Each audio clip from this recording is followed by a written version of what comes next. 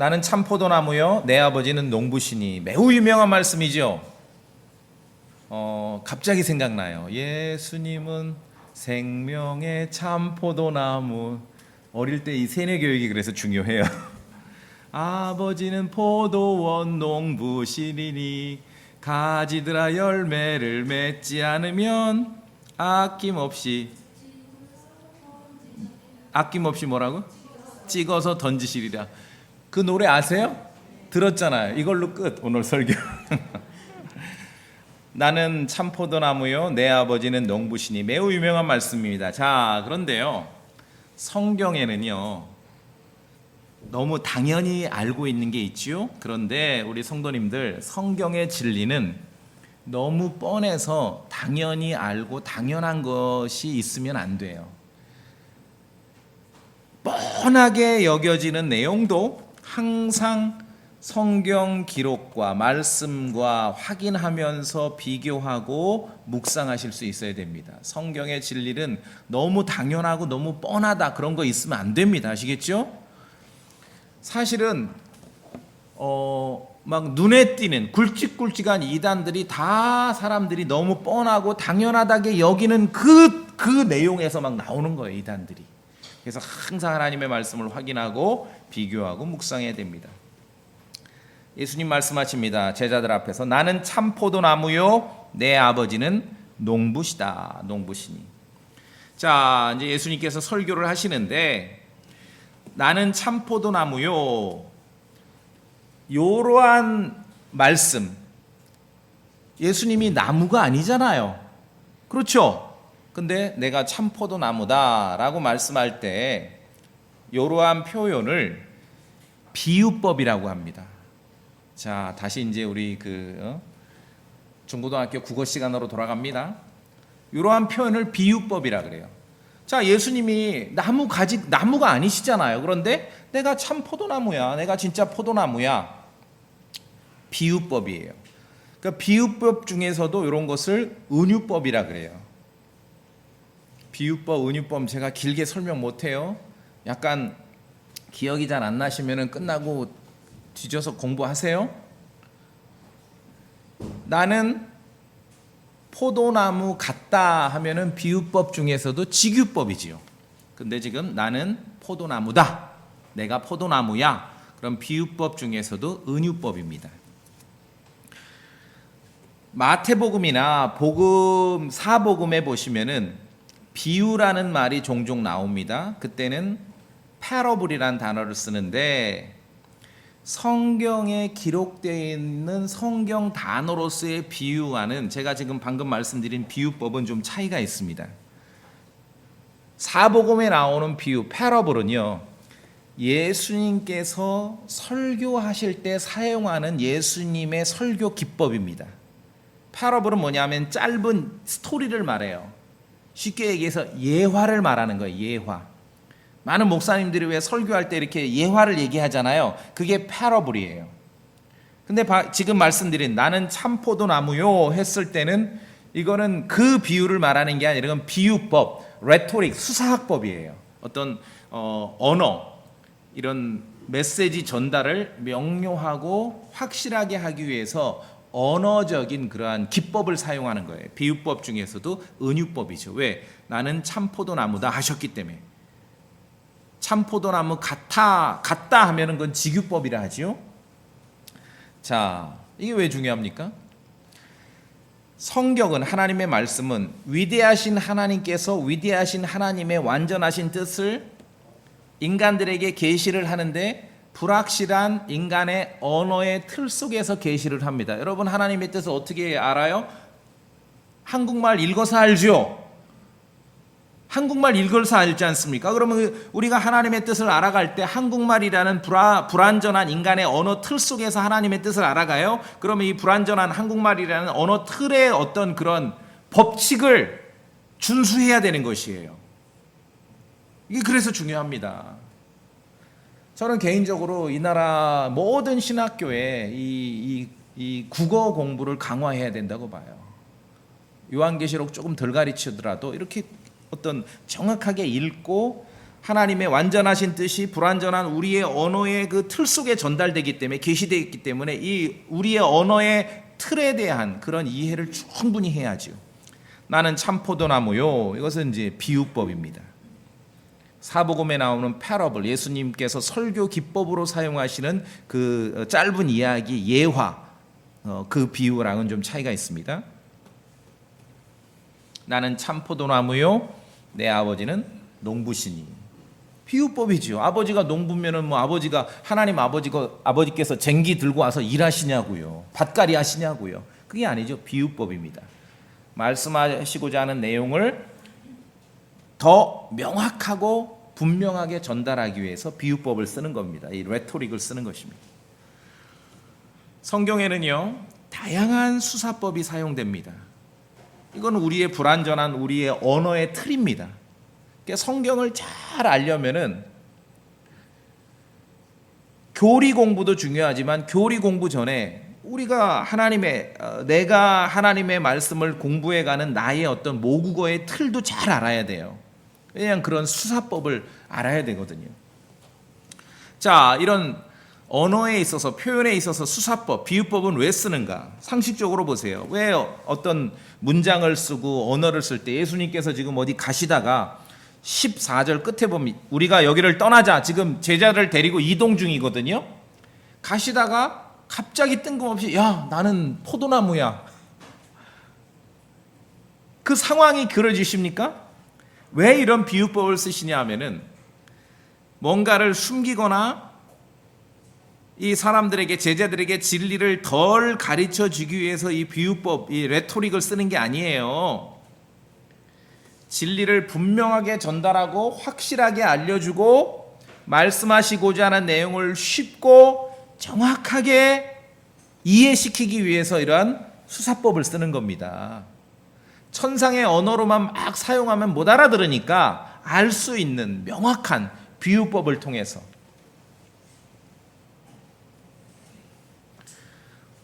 그래서 내용을 쉽고 정확하게 알리기 위한 장치입니다. 나는 참 포도나무요. 뭐 이런 식의 어떤 수사법, 비유법은. 자, 그래서 다시 말씀드리면 위대하신 하나님께서 위대한 하나님의 완전하신 뜻을 우리에게 알려주시고 계시할 때 그 누구도 마찬가지입니다. 이 지구상에 사는 모든 인간은, 하나님의 뜻을 알아가는 모든 인간은 자기가 모국어로 사용하는 그런 불완전한 인간의 언어의 틀 속에서 하나님의 뜻을 아는 거예요. 이해되시죠? 그러면 내가 모국어로 사용하는 이 불완전한 인간, 우리 언어의 틀에 대해서 좀 더 열심히 관심을 갖고 공부하셔야 되겠죠. 그래야 성경도 명확하게 아는 것이에요. 언어라는 게 그렇습니다. 언어라는 게 하나님과 소통하고 하나님의 완전하신 뜻을 사람들에게 계시하기 위해서 언어도 하나님께서 주신 거거든요. 언어도. 자, 그래서 이제 하나만 더 확인하고 나와. 흔히 이제 그런 말들 해요. 뭐 얼렁얼렁 덜렁덜렁 성경 공부하고 알고, 특히 이단들이 성경에는 비유가 많다. 들어보셨어요? 그런 말? 성경에는 비유가 많다. 그럼 저에게서 설교를 들은 사람들은 그런 말에 속아 넘어가면 안 됩니다. 디테일 아주 정확해야 됩니다. 성경에는 비유가 많다? 아니에요. 성경에는 비유법이 많아요. 지규라든지 은유라든지 이런 비유법이 많아요. 성경에는 비유 많지 않아요. 신약에는 사복음에밖에 없어요. 비유는, 패러블은, 어떤 그런 스토리, 짧은 예화는요. 나는 참 포도나무요, 내 아버지는 농부시니. 느닷없이 사용된 표현이 아닙니다. 지금 어디로 이제 제자들과 이동하시다가 포도밭을 지나시기 때문에 포도나무라고 그렇게 말씀하신 것만은 아니에요. 말씀드렸듯이 비유법은, 은유든 지규든 비유법은, 언어의 어떤 수사법은 분명하고 확실하게 전달하기 위해서 사용하는 것입니다. 자, 그런데 이제 예수님의 그 설교 기법 중에 패러블, 비유라고 사복음에만 나온다 그랬는데, 이 예수님께서 어떤 예화를 만들고 짧은 스토리를 들려주실 때는요, 해석이 필요해요. 모든 해석이 똑같지 않습니다. 자, 1번 설교를 들었어. 와봐. 무슨 뜻입니까? 아, 여기서 씨는 이런 뜻이야. 여기서 밭은 이런 뜻이야. 또 2번에 아, 이때 씨는 또 이런 뜻이야. 요때 밭은 이런 뜻이야. 예수님의 어떤 설교에 있어서 parable, 비유는 해석이 필요합니다. 그런데 언어의 수사법으로서의 이 비유법은요, 은유든 직유든 이것은 해석이 필요 없어요. 왜? 메시지를 예수님께서 하나님께서 우리에게 전달해 주시고 싶은 그 메시지를 좀 더 확실하고 명확하고 정확하게 전달하기 위해서 이런 비유법을 쓰시는 거거든요. 그러니까 이단들이 와서 그래요. 성경에는 비유가 많아서 함부로 거기에 이제 속아 넘어가는 거예요. 자, 보세요. 쉽게 연애하는 애가 남자애가 이제 아가씨한테 나는 너를 사랑해. 이건 이제 직설적인 표현이지요. 근데 이 사랑을 정말 확실하게 전달하고 싶어. 그러면 내가 너를 얼마만큼 사랑하냐 하면은 나는 태평양만큼, 태평양같이 이건 확실하게 전달이 되겠죠. 이런 게 이제 수사법인 것이에요. 이런 걸 적절하게 쓸 때 우리의 그런 그 의도와 내용과 메시지가 명확하게 전달이 되는 것이죠. 자, 그러면은 이제 1차 청중은 제자들이거든요. 유대인인 제자들이에요.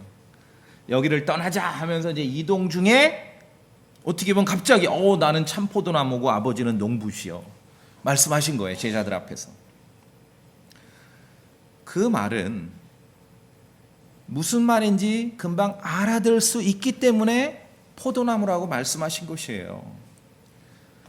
구약을 아는 사도들 앞에서 포도나무라고 말씀하실 때 그들에게 전혀 새롭고 생소하고 생뚱맞으면 못 알아듣지요. 그러나 무슨 말씀인지 바로 알아차릴 수 있기 때문에 그렇게 말씀하시는 거예요.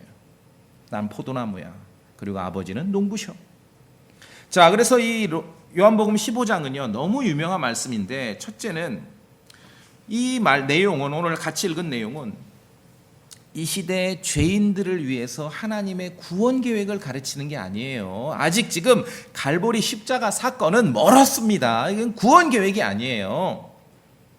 또는 이미 구원받은 성도들이 잘못 살면은, 순종하지 않고 살면은 지옥 간다는 내용도 아닙니다. 여기 본문에 보면은 6절, 얼마나 많은 종교 사기꾼들이 이 6절을 가지고 사람들을 협박하는 데 사용합니까? 앞뒤 문맥 없이 6절만 딱 보면은 사람이 내 안에 거하지 아니하면 가지처럼 버려져서 시드나니 사람들이 그것들을 모아 불 속에 던져 태우느니라. 이 종교 사기꾼들이 이것을 협박용으로 쓰는 것이에요. 이것은 죄인을 위한 이 시대의 구원 계획도 아니고, 구원받은 사람들, 구원받은 성도들이 잘못 살면은 구원을 잃어버려 타락해서 지옥 간다, 그 얘기도 아닙니다. 전혀 상관이 없어요. 왜냐하면 갈보리 십자가는 아직 지금 멀리 있거든요. 하나님의 말씀은 바르게 나누어서 우리가 읽고 공부해야 됩니다. 이 요한복음 15장은요 은혜의 복음을 설명하는 구절이 아닙니다. 그냥 있는 그대로 보셔야 돼요. 제자들하고 길을 가다가 설교를 해주시는데, 제자들에게 야, 나는 참포도나무고 아버지는 농부셔, 그러면서 쭉 말씀하시잖아요. 열매 맺는 거와 내 안에 거하라고. 참포도나무라고 자신을 그렇게 포도나무에 비유하신 이유는 듣는 그 사도들이 뭔 말인지 잘 알 수 있기 때문에 그러한 수사법을 쓰시는 거예요. 예를 들어 아까 말씀하잖아요. 생각나는 게 그런 예밖에 없어. 내가 널 사랑해. 그런데 내 이 사랑을 어디다 비유하냐. 백두산의 천진물이 다 마르고 닳을 때까지 내가 너를 사랑한다. 뭐 이런 수사법을 쓰는 거죠. 묘사를 하는 거죠. 그런데 내가 너를 사랑하는데 너 알아? 저기 은하계 넘어 무슨 알지도 못하는 별 하나 이름을 알파코니우스만큼 너를 사랑해. 그럼 이게 전달이 되겠냐고요. 무슨 말씀인지 아시겠습니까? 말하는 사람이나 듣는 사람이나 알아들을 수 있어야 이게 메시지가 전달되는 거예요. 금방 알아듣는 거예요. 왜? 자, 요한복음 15장이지 않습니까? 청중은 지금 1차 청중은 사도들 제자들입니다. 구약을 아는 사람들은요 포도나무 하면 금방 알아듣는 거예요. 이스라엘은 주님의 포도원이었습니다. 주님은 그 포도원을 가꾸시는 분이에요. 이게 생소한 얘기가 아니라 원래 구약 때부터 그런 기록이 있어요. 하나님께서 이 포도원을 지극정성으로 돌보셨어요. 그래, 포도나무에서 좋은 나무 열매를 기대하셨습니다. 그런데 실망스러운 결과만 나온 거예요. 이게 지금 요한복음 15장 얘기가 아니라 원래 이스라엘 역사에서 구약부터 내려온 얘기예요. 자, 이사야서 구약으로 갑니다. 이사야서 5장. 이사야서 5장.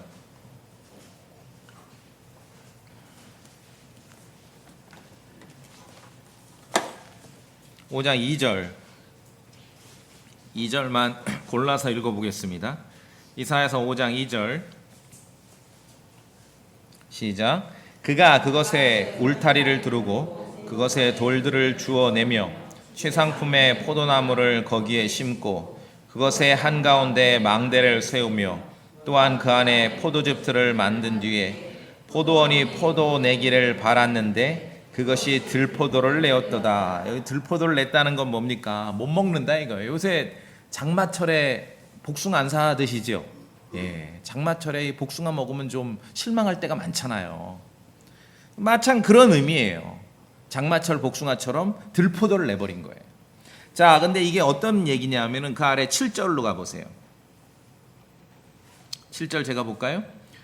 군대들의 주의 포도원은 어딥니까? 이스라엘 집이요. 그분께서 기뻐하시는 초목은 유다 사람들이.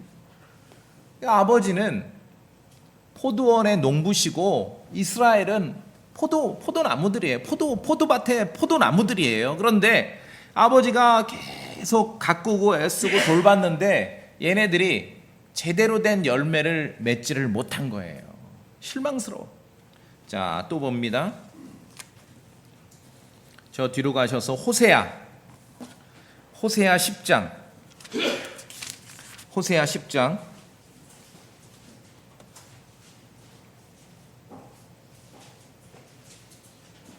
호세아 10장 1절에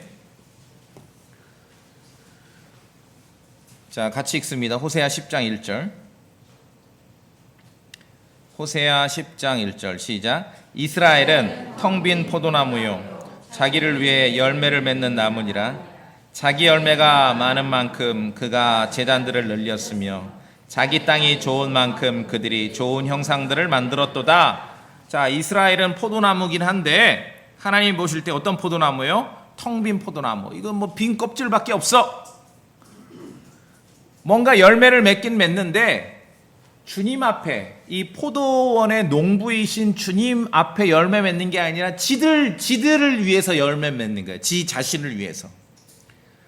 그래서 자신만을 위해서 열매 맺고 자신을 위해서 넉넉한 만큼 형상들을 만들어 우상을 그만큼 늘려간 거예요. 굉장히 실망스러운, 농부 입장에서는 굉장히 실망스러운 상황이죠.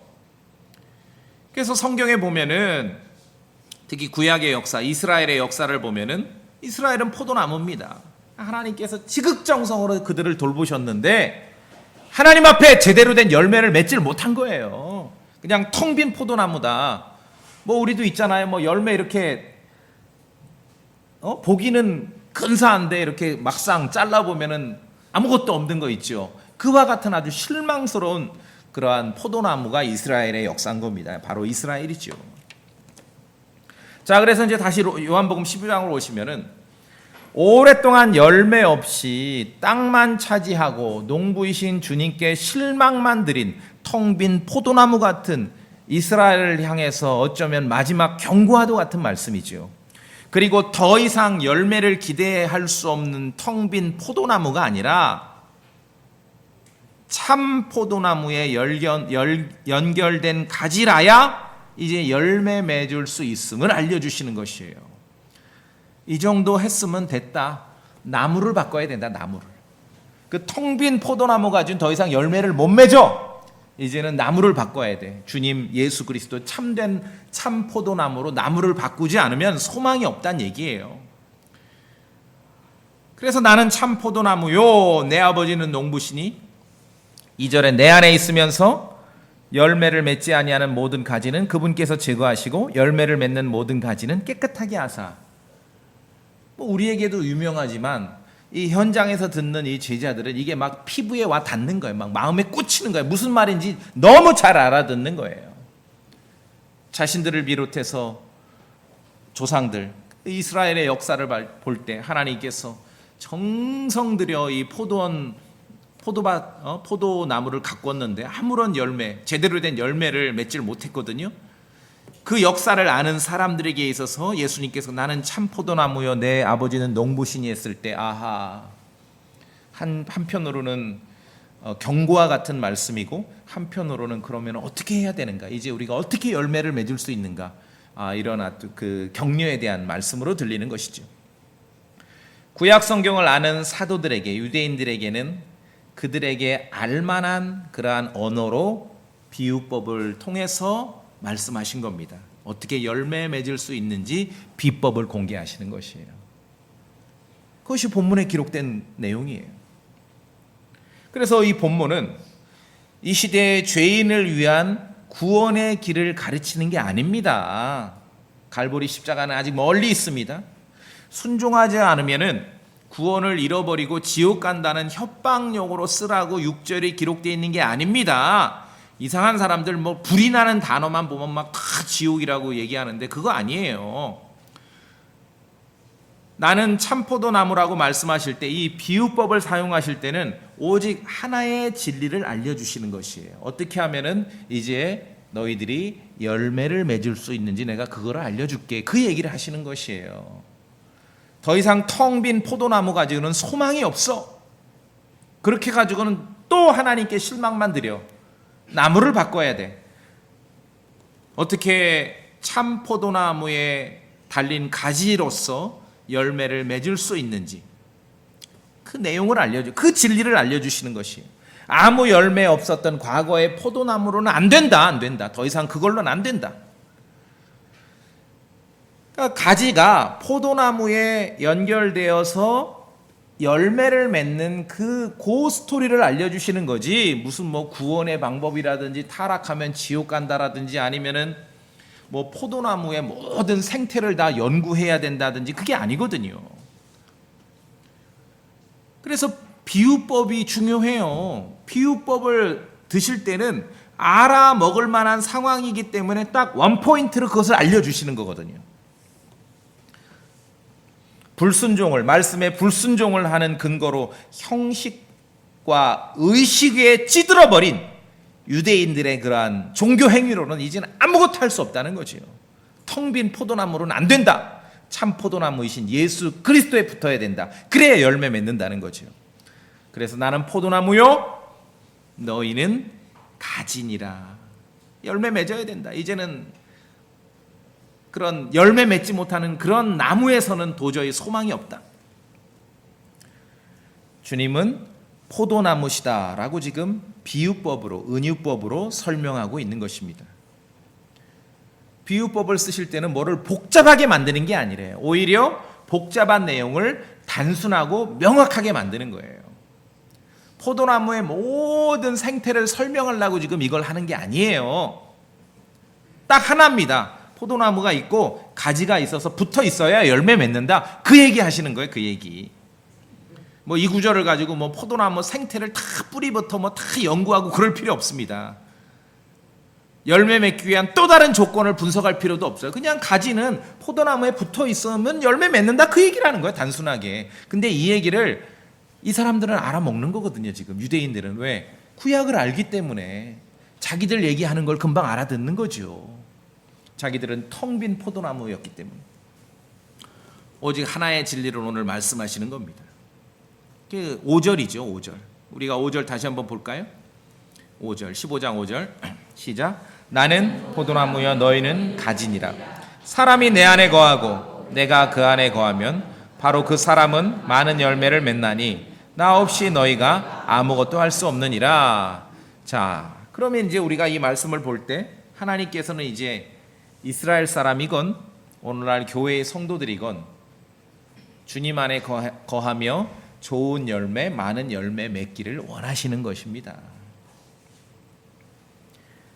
그러기 위해서는 참 포도나무에 붙어 있어야죠. 그래야 열매를 맺는 거지요. 4절에는 가지가 포도나무 안에 거하지 아니하면 스스로 열매를 맺을 수 없는 것 같이 너희도 내 안에 거하지 아니하면 더 이상 열매를 맺을 수 없느니라. 아주 매우 상식적인 얘기를 하는 거예요. 그렇죠? 가지가 포도나무에 붙어 있어야 열매 맺죠. 아주 매우 상식적인 얘기를 하는 거예요. 한편으로는 니들 조상들이 왜 이렇게 열매 맺고 텅 빈 포도나무처럼 살았는지 생각해봐라. 그 얘기를 하시는 거고, 이제 새로운 시대, 나무를 바꾸는 거예요. 텅 빈 포도나무가 아니라 이제 예수 그리스도 참 포도나무에 붙어 있어야 열매 맺는다, 그 얘기지요.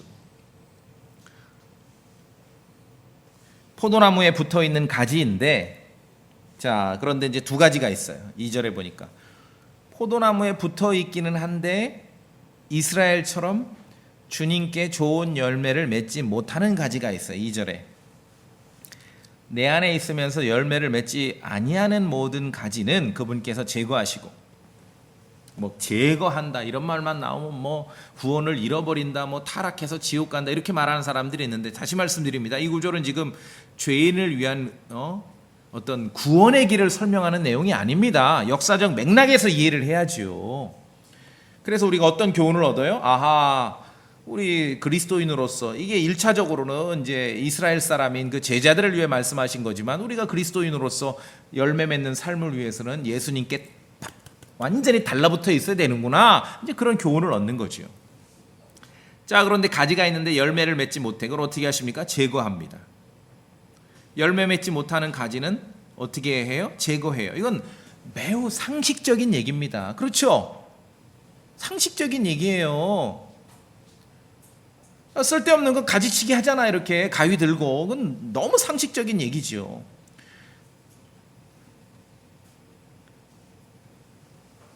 그러니까 예수님께서 자신을 참포도나무로 이렇게 비유하셨으니 매우 상식적인 그리고 당연한 조치를 이야기하시는 거예요. 자, 나는 포도나무야, 너희는 가지거든. 열매 맺어. 열매 못 맺어? 당연히 제거하죠.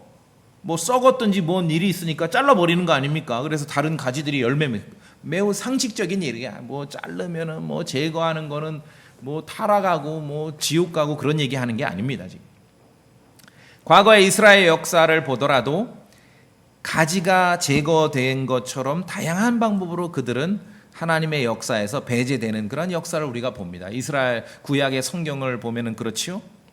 말씀을 지키지 않고 말씀으로 인한 어려움을 때로는 견디지 못하거나 세상의 염려나 혹은 돈에 대한 욕심 때문에 열매 맺지 못할 때 그 가지는 제거되는 것이에요. 포도나무에 붙어있는 가지가 제거된다는 건 뭡니까? 가지가 나무에 붙어 있을 때 누릴 수 있는 이렇게 영양분을 공급받고 수분을 공급받아서 열매를 맺게 되는데, 가지가 포도나무에 붙어 있을 때 누릴 수 있는 그러한 좋은 일들, 좋은 경험들을 전혀 하지를 못하는 것이죠. 제거된다는 건 그런 거죠. 하나님께서 의도하신 대로 계획한 그런 좋은 일들을 경험하지 못하는 거예요. 이스라엘의 역사가 그러했습니다. 우리 오늘날 우리 크리스천들에게 적용을 하자면은 지금도 마찬가지입니다. 열매 맺지 못하는 삶을 산다면은 뭐 말씀을 적용하자면은 제거될 수 있습니다. 근데 이게 제거되는 게 뭐 어디 뭐 지옥 간다 뭐 어떻게 그런 거나 그거 함부로 말할 수 없어요. 그냥 나무에서 가지가 열매를 맺지 못하니까 이렇게 나뭇가지를 제거하는 그 모습인데, 이것이 우리 사람들에게 어떻게 적용되는지 그건 제가 뭐라고 구체적으로 자신 있게 말할 수 있는 게 없어요. 왜냐하면 이거는 지금 요한복음 15장이지 않습니까? 자, 그런데 나무에서 포도나무에서 제거된 가지처럼 사는 그리스도인은 많이 보았습니다. 여러분도 본 적이 없습니까? 그러니까 포도나무에서 제거되면은 말라버리잖아요. 6절에 시들어요. 그렇죠? 말라버린 어떤 우리가 성령 충만하고 말씀으로 충만하다 그러는데 그렇지 못하고 냉랭하고 말라버린 것 같은 구원받아서 그리스도인이라고 말을 하는데 그렇게 마른 가지와 같이 그렇게 살아가는 많은 크리스천들을 봅니다. 자, 때때로 성경 말씀대로입니다. 성경 지식으로 우쭐대고 막 감당을 못하는 거예요. 너무 지식이 많아가지고 감당을 못해. 지식으로 우쭐대고 지식은 들어갔으나 말씀에 순종하지 않고 이 시대에 너무 많은 사람들이 이 교회의 낭인으로 살아갑니다.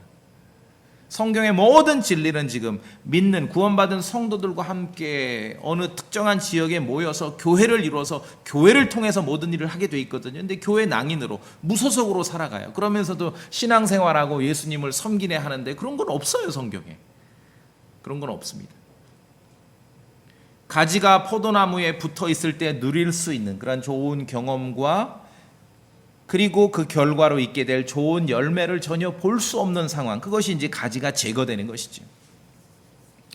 구체적으로 각자가 이스라엘 역사를 보더라도 그리고 이 시대의 크리스천들에게 우리가 영적인 적용을 하더라도 각자가 어떤 상황에 처해지는지는 뭐 이렇게 한두 가지로 정리할 수는 없습니다. 그러나 분명히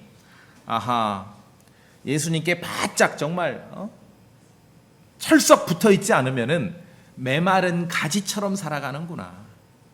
메마른 가지처럼. 저는 그리스도인으로서 이 땅을 살아가는데 저는 그게 가장 무서운 것 같아요. 복음을 믿었으니까 죽으면 천당은 가. 근데 이 땅을 사는 동안에 메마른 가지처럼 살아가는 거예요. 얼마나 슬픕니까? 그렇게 하지 말라고 지금 요한복음 15장 말씀을 주는 거예요. 그리스도와 무관하게 살면서 그리스도를 믿고 섬긴다는 외침은 아무 의미가 없다는 것이죠. 메마른 가지처럼 살아가지 말아야 합니다. 열매 맺지 않는 모든 가지는 농부가 제거하십니다. 이건 그냥 그 비유법의 그 장면인데 그럼 이게 제거되는 게 어떤 의미입니까? 저도 잘 모르겠어요. 각자가 다 달라요. 그러나 경험적으로 봤을 때는 그리스도인인 경우 메마른 가지처럼 살아간다. 바짝 마른 가지처럼. 자, 두 번째 열매 맺는 가지도 있습니다. 2절 다시 보시면은 열매를 맺는 모든 가지는 어떻게 하십니까? 깨끗하게 하사. 포도나무 안 키워와서 모르시죠? 저도 잘 몰라요. 책 보고 배웠어요. 열매를 맺는 가지를 깨끗하게 하는 것도 방법은 동일합니다. 열매를 못 맺는 가지를 제거하는 것도 가위를 들고 해요. 전지한다 그러지 않습니까? 열매를 맺는 가지를 깨끗하게 하는 것도 역시 뭐 가지고 해요? 가위 들고 하는 거예요. 잘 다듬어주고 쳐줘야 더 많은 열매를 맺게 되는 것입니다. 나무가지를 깨끗하게 하는 방법은 적절하게 다듬어주는 것이죠. 이건 매우 상식적인 이야기를 하는 것이에요. 자, 그럼 그것이 3절에 예수님께서 설명을 해주세요. 이제 너희는 내가 너희에게 일러준 말로 깨끗하게 되었느니라. 주님의 말씀으로 깨끗하게 되는 겁니다. 자, 농부이신 아버지가 열매 맺지 못하는 가지는 이렇게 전지가위로 제거하듯이 또 열매를 맺는 가위는 역시 전지가위로 잘 다듬어서 더 많은 열매를 맺게 하듯이 이제 예수님 말씀하십니다. 내가 너희에게 일러준 말로 깨끗하게 된다. 우리는 말씀으로 깨끗하게 되는 겁니다. 하나님 말씀으로, 다른 방법이 아니에요. 말씀으로. 농부는 가위를 들고서 나뭇가지를 깨끗하게 합니다. 마찬가지로 주님은 말씀의 물로 우리를 깨끗하게 하시는 것입니다. 말씀의 물로. 말씀으로 깨끗하게 되는 과정이 근데 성도님들 그냥 저절로 된다고 생각하십니까? 열매를 맺는 가지도 다듬어 주잖아요, 농부가. 말씀으로 깨끗하게 되는 과정이 이게 그냥 거저 되는 게 아니에요. 누가 알아주든 알아주지 않든 하나님 말씀 앞에 정직하고 충성스러운 시간, 그리고 인내하며 말씀 앞에 보낸 그 시간, 그러한 고단한 시간들을 통해서 깨끗하게 되는 것이에요. 그런 시간이 있어야 돼요. 그래서 깨끗하게 된 가지는 더 많은 열매를 맺습니다. 좋은 땅에 떨어져서 100배의 열매 맺는 씨에 대해서 예수님 이렇게 설명하셨습니다. 좋은 땅에 있는 것은 말씀을 들은 뒤 정직하고 선한 마음 속에 그것을 간직하여 인내로 열매를 내는 자들이는. 성도님들, 열매를 내기 위해서는요, 인내가 필요해요. 하나님의 말씀으로 깨끗하게 돼야 더 많은 좋은 열매를 맺는 것입니다.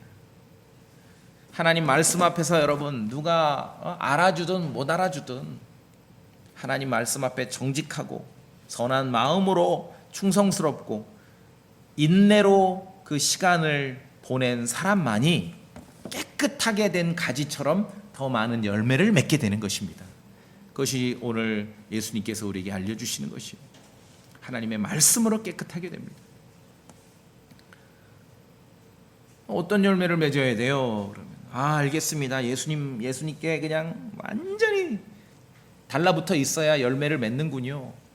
열매 맺기 위해서는 농부가 열매 맺는 가지를 더 많은 열매 맺도록 이렇게 다듬는, 깨끗하게 하는 전지 가위로 좀 자른다 이 뜻이거든요. 그런 과정이 필요한데 그것은 하나님 말씀과 더불어 인내의 시간이 필요하다는 얘기군요. 여러분 충분하게 이해하시겠죠? 그럼 우리가 성도는 어떤 열매를 맺어야 됩니까? 첫째는 성령의 열매를 맺어야 돼요. 성령의 열매. 사람이 내 안에 거하고 내가 그 안에 거하면 바로 그 사람은 많은 열매를 맺나니 나 없이 너희가 아무것도 할 수 없느니라. 어떤 열매하면은 목사 중심의 열매를 보자면은 가시적인 열매를 먼저 얘기를 해요. 막 눈에 보이고 확인할 수 있는 열매. 그런데 저는 말씀드립니다. 어떤 열매가 필요합니까? 여러분이 예수 그리스도 안에 거하고 주님의 말씀이 여러분 안에 거하면은 가장 먼저 필요한 열매는요, 성령의 열매입니다. 성령의 열매. 성령의 열매는 모든 선함과 의와 진리 안에 있습니다. 열매 없는 어둠의 일에 참여하지 말라고 말씀하십니다. 말씀에 거역한다든지 선한 일이 아닌다든지 의롭지 않은 일이라든지 진리와 함께하지 않는 거짓이라든지 이런 것은 성령의 열매와 관련이 없습니다. 먼저는 성령의 열매를 맺어야 되는 것이죠. 자, 우리 갈라디아서 5장 봅시다. 갈라디아서 5장 22절.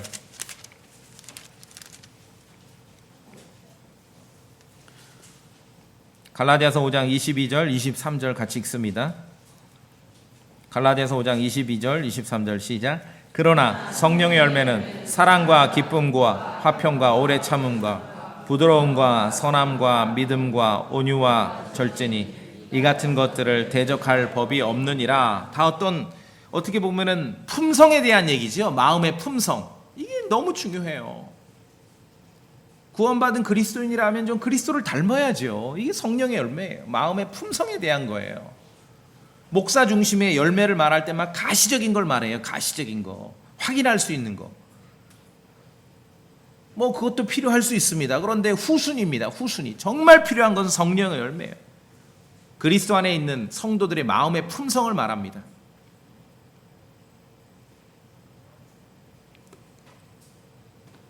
모든 선함 가운데 있고 의로움 가운데 있고 진리 안에 있는 것.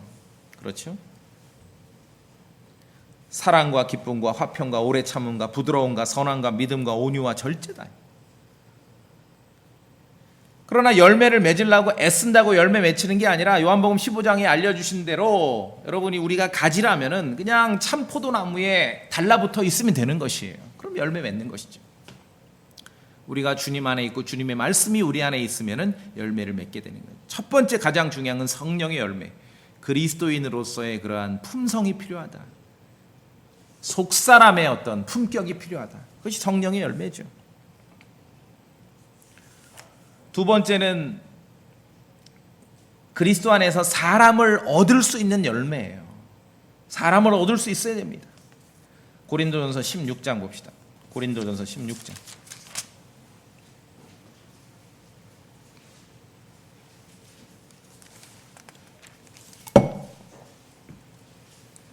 사도 바울이 썼습니다.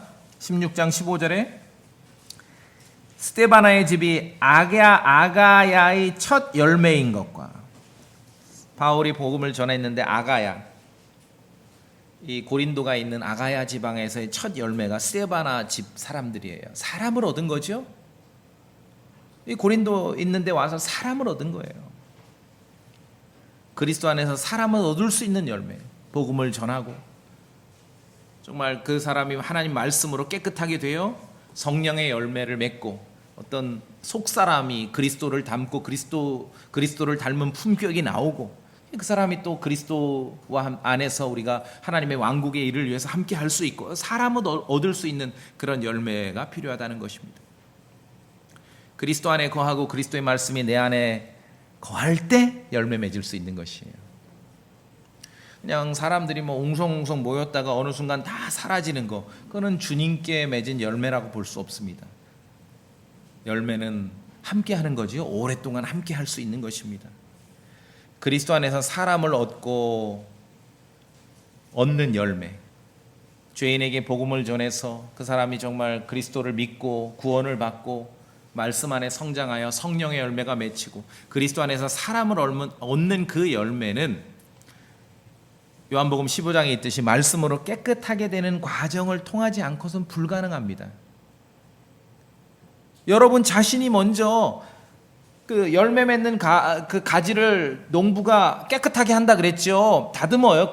가위 들고 다듬는 거예요. 그게 깨끗하는 거예요. 보세요, 이거 다듬잖아요. 가위 들고 그게 깨끗하게 하는 거거든요. 하나님의 말씀으로 우리가 인내와 함께 인내의 시간을 보내지 않고서는요, 그 고단한 과정을 보내지 않고서는요, 열매 맺는 삶을 그런 삶을 볼 수가 없습니다. 그리스도 안에서 사람을 얻는다는 것이 내가 그렇게 변화되지 않고 내가 하나님 말씀 안에서 깨끗하게 되지 않고는요, 그건 불가능한 일이에요. 불가능한 일이에요. 고린도전서 9장을 봅시다. 복음을 전하고 정말 사람을 얻는다는 게 그렇게 간단한 일만은 아닙니다. 지금 무슨 뭐 복음을 전하지 말란 얘기가 아니라 복음을 전하는 우리 자신의 태도를 계속 확인하라고 성경은 가르치는 것이죠. 그게 단조로운 일은 아니다.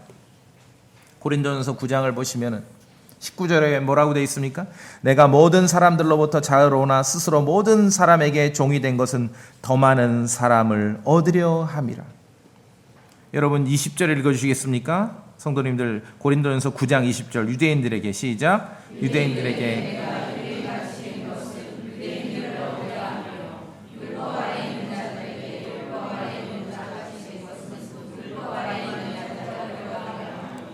율법 없는 자들에게, 비록 내가 하나님께 법 없는 자가 아니라 그리스도께 법 아래 있는 자이면서도 율법 없는 자들에게 율법 없는 자같이 된 것은 율법 없는 자들을 얻으려 함이라. 약한 자들에게 내가 약한 자같이 된 것은 약한 자들을 얻으려 함이요 내가 모든 사람에게 모든 것이 된 것은 어찌하든지 몇 사람이라도 구원하려 함이라. 그리스도 안에서 사람을 얻는다는 것이 그렇게 단조로운 일이 아니라는 거죠. 그래서 참 포도나무신 그리스도 안에 거하고 주님의 말씀이 우리 안에 거해서 내가 먼저 문제죠. 우리 자신이 그런 말씀으로 깨끗하게 되는 과정을 통해서 우리 안에서 성령의 열매가 드러날 때 그런 과정을 통해서 사람을 적극적으로 얻을 수 있게 된다는 거죠. 대단하지 않습니까? 유대인에게는 유대인처럼 유대인같이 했고 율법이 없는 자들에게는 율법이 없는 자처럼 했고 약한 자에게는 약한 자처럼 했고 모든 사람에게 모든 것처럼 그렇게 했다는 거죠. 그렇죠? 그래서 저는 뭐 여러분도 올해 이제 보면은 뭐 그런 신뢰는 좀 들 거예요. 우리가 어떤 성경의 진리와 킹제임스 성경을 믿는 믿음과 은혜의 복음을 믿는 그런 믿음, 우리 아주 정말 바꿔서는 안 될 중요한 교리가 있지 않습니까? 그거에 대해서 우리가 예배당에 모이고 서로 교제하고 얘기하다 보면 공감이 되지요. 그러니까 나머지는 약간 오해도 될 수 있지만 아마 우리 성도들은 오해를 안 할 것 같아요. 나머지는 이랬다 저랬다 해도 돼요. 왜? 사람을 얻으려는 거니까. 사람. 우리가 뭐 믿음을 팔아먹고 성경을 팔아먹고 은혜의 복음을 팔아먹는 게 아니잖아요. 사람을 얻으려는 그러한 자세가 중요하다는 거죠. 복음을 전하고 죄인들을 그리스도께 이끌고 구원받은 사람들 안에 정말 말씀 안에 성장해서 그 사람 안에서도 성령의 열매가 맺혀지고 이런 과정을 함께 공유할 수 있게 하기 위해서는 좀 고린도전서 9장에서 바울이 지금 기록한 이러한 자세가 필요하다는 겁니다. 이러한 자세. 그래서 때로는 여러분이 저 형제님이 왜 저러지? 아침에 나한테 한 얘기랑 오후에 왜 저 사람한테 좀 이해하세요. 그럴 때 아시겠죠? 좀 이해하시라고요. 여러분이 그렇다고 제가 은혜의 복음을 팔아먹든다든지 무슨 킹제임스 성경을 그럴 사람은 아니잖아요. 근데 좀 약간 그런 태도가 필요하다는 거예요. 그리스도 안에서 사람을 얻기 위한 그런 마음의 중심, 그런 열매가 맺혀지길 원하는 것입니다. 농부이신 아버지가 얼마나 오랜 기간 실망하면서 사셨습니까? 그 이스라엘에게 그렇게 지극정성으로 돌봤는데 얘네들이 지들 위해서만 열매 맺고 텅 빈 포도나무로 살아왔지 않습니까? 이제 바꿨습니다. 역사를 바꾸고 시대를 바꾸고 나무를 바꿨어요. 이제는 참 포도나무이신 예수 그리스도가 계시고 거기 가지들이 참 포도나무에만 붙어 있으면은 열매 맺을 수 있거든요. 이제는 하나님께, 농부이신 하나님께 좀 그만 실망을 드려야죠. 이제는 좋은 열매, 기대하시는 열매를 보여드려야죠. 그러기 위해서는 하나만 하면 돼요. 예수 그리스도께 그냥 달라붙어 있으면 되는 것이에요. 누가 안 보더라도 하나님 말씀 앞에 여러분이 인내하면서 보낸 그 시간, 정말 삶의 고단한 가운데서 말씀과 더불어 보낸 그 시간이 하나님 아버지 앞에 열매 맺는 가지와 같은 그러한 성도의 모습으로 우리를 변모시키고 변화시킨다는 것입니다. 그게 필요한 것이죠. 주님은 참 포도나무이시고 하나님 아버지는 농부십니다. 얼마나 열매를 기대하셨기에 나무를 바꾸셨냐고. 야, 더 이상 소망이 없다 얘네들은. 우리가 열매를 보여드려야죠. 이제 열매 맺지 못하는 이스라엘은 제거해 버리셨습니다. 지금 이스라엘은 역사의 주인공이 아닙니다. 우리가 주님 안에 거하고 주님의 말씀이 우리 안에 거할 때 열매 맺어요. 그러면 열매만 맺는 게 아니라 야, 기도도 해봐, 내가 응답도 할 거야. 오늘 그렇게 약속하셨죠? 예. 가지가 열매 맺을 때 농부이신 아버지께서 기뻐하십니다. 영광스럽게 되신다는 것이죠. 무엇보다도 가지가 열매 맺을 때, 포도나무에 붙어 있어서 열매 맺을 때 주님의 그 기쁨이 우리에게까지 전달이 되는 것이에요. 오늘 아까 마지막으로 읽은 요한복음 15장 11절 끝절을 한번 보세요. 내가 너희에게 이 일들을 말한 것은 내 기쁨이 너희 안에 머물러 있어 너희 기쁨이 충만하게 하려 함이니라. 이스라엘은 텅 빈 포도나무처럼 지들 기쁨만 추구했어. 그래 하나님께 열매를 못 드린 거예요. 주께서 원하시는 열매, 성령의 열매, 그리고 그리스도 안에서 사람을 얻는 그 열매가 있을 때 주님의 기쁨이 우리에게까지 전달이 되는 것입니다. 말씀과 더불어 깨끗하게 되는, 때로는 고단하고 때로는 인내해야 하는 그러한 과정을 통해 우리 구원받은 성도들은 열매 맺는 가지와 같은 삶을 살게 되고 더 많은 열매 맺는 그러한 삶을 살 수 있게 되는 것입니다. 홀로 있을 때 누가 알아주든 알아주지 않든 여러분 하나님의 말씀과 함께하는 시간을 통해 우리가 깨끗하게 되는 것입니다. 때로는 고단하고 때로는 인내가 필요한 그 시간이 사람과 함께 있을 때 결실로 드러나게 되는 것이에요. 예수님은 참 포도나무시고 아버지는 농부십니다. 우리는 가지들입니다.